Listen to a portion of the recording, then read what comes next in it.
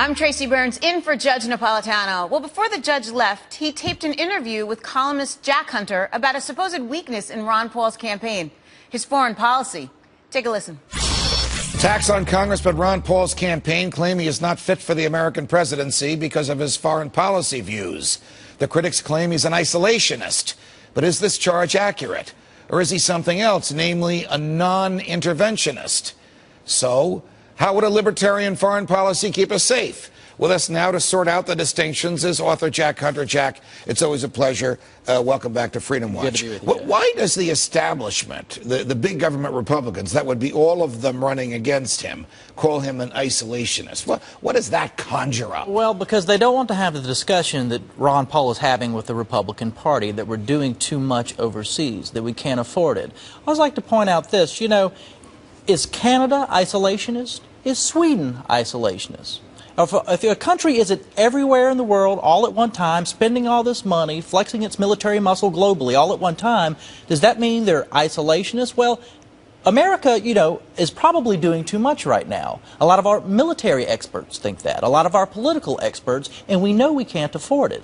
This notion that we can't talk about it, that we can't have a cost-benefit analysis on Afghanistan and Iraq, is not isolationist. Okay. It's a conversation the Republicans do not want to have. Let me pose this conversation to you. We wake up one morning and there's a Chinese fleet in New York Harbor, and Ron Paul is president. What would he do? Would he look the other way? That is an act of war, and you'd blow them out of the water. First of all, they shouldn't have got that far to begin with. There would have been some line out there in the Atlantic Ocean. All right. That's I just wanted to give you the most frightful example. Well, that's right, and that's a common misperception. Ron Paul believes in a strong national defense. In fact, his budget provides for a military 4 times the size of China. I mean, we're talking about a large, strong national defense. But the question is, when do you use it? How often do you use it? Does it make sense when you use it? And how much money are we spending? All right. Does Ron Paul agree with Admiral Mullen, the recently retired chairman of the Joint Chiefs of Staff, who said our greatest national security threat is the national debt? Stated differently, would he keep open the 900 military facilities that we have around the world?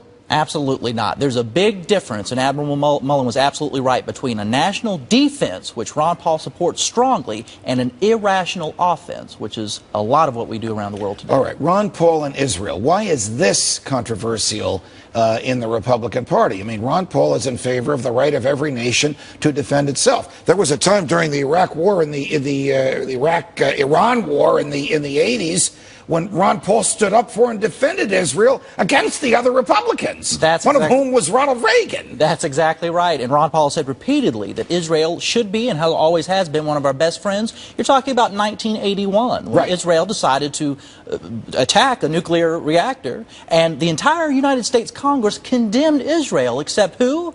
Ron Paul. He stood by Israel, the right to their own self-defense, and defended their sovereignty. It is up to that nation or any nation to do whatever it needs to. What has been the tradition of conservative Republicans in the Republican Party prior to the George W. Bush days about using the Defense Department for defensive purposes only? Well, if you go back to Robert Taft, you look at Barry Goldwater, you look at Ronald Reagan, it's to have a sober and realistic national defense. Ronald Reagan, for all these Republicans running for president saying they're Reaganites on foreign policy, we didn't have any prolonged wars under Ronald Reagan. We weren't in Iraq and Afghanistan for 10 years or anything like that, facing a menace far greater than anything we face today in the Soviet Union with nuclear weapons in our backyard.